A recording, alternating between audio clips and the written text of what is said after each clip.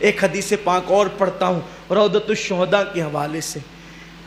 حضور علیہ السلام کی بارگاہ میں سیدہ فاطمہ کی اتنی مقبولیت تھی کہ جب ازواج مطہرات کو حضور سے کچھ مانگنا ہوتا تو وہ سیدہ فاطمہ الزہرا کو وسیلہ اور ذریعہ بناتے۔ اسی لیے ہمارے بزرگوں نے فرمایا کہ اگر دعا کی قبولیت میں تاخیر ہوتی ہو تو سیدہ فاطمہ الزہرا کے وسیلے سے دعا کرنا چاہیے۔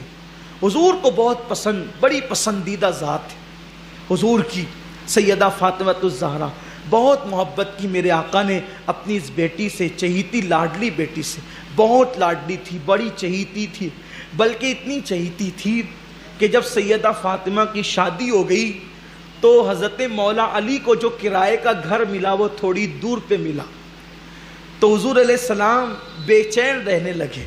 اور کسی نے عرض کیا یا رسول اللہ آج کل آپ بے چین رہتے ہیں؟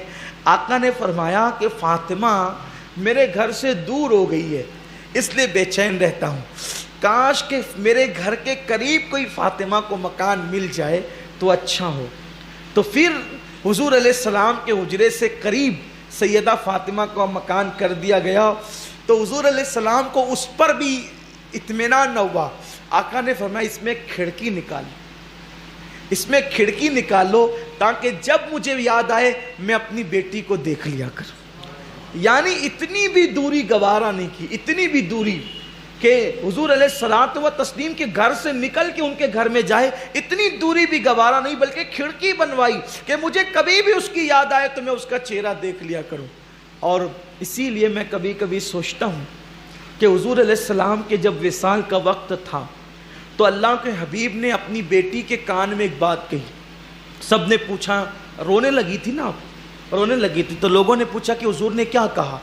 تو فرمایا کہ جب تک حضور حیات رہیں گے ظاہری طور پہ میں کسی کو نہیں بتاؤں گی۔ پھر دوسری مرتبہ حضور نے ان کے کان میں کہا تو آپ خوش ہو گئی اور ہنسنے لگی۔ جب آقا علیہ السلام نے پردہ فرما لیا تو حضرت عائشہ صدیقہ نے پوچھا تھا کہ شہزادی یہ بتاؤ کہ حضور نے تمہارے کان میں کوئی بات کہی تھی تو آپ رونے لگی تھی، پھر کہی تھی تو آپ ہنسنے لگی تھی، تو کیا ہوا تھا وہ؟ تو کہا آپ بتا دوں گی کیونکہ حضور پردہ فرما چکے ہیں کہ حضور نے جب پہلی مرتبہ میرے کان میں کہا تھا تو یہ کہا تھا کہ بیٹی اب میں دنیا سے رخصت ہونے والا ہوں، تم لوگوں سے جدا ہونے والا ہوں، تو کہا میں رونے لگی تھی۔ لیکن دوسری مرتبہ فرمایا کہ بیٹی غم مت کرو، میرے اہل بیت میں سب سے پہلے اگر کوئی مجھ سے آ کر کے ملے گا تو وہ تم ہی رہو، یعنی میرے بعد سب سے پہلے میرے گھر والوں میں کسی کا وصال ہوگا، کوئی پردہ فرمائے گا تو کون؟ وہ تم ہی رہو گی۔ تو کہا میں مسکرانے لگی تھی۔ تو جب یہ حدیث میں پڑھتا ہوں تو مجھے پھر خیال آتا ہے کہ حضور اپنی بیٹی کے بغیر رہ نہیں سکتے تھے۔ بھئی جب گھر میں نہیں رہ سکتے تھے بیٹی کے بغیر، کھڑکی بنوا رکھی تھی کہ جب یاد آئے میں اسے دیکھ لوں۔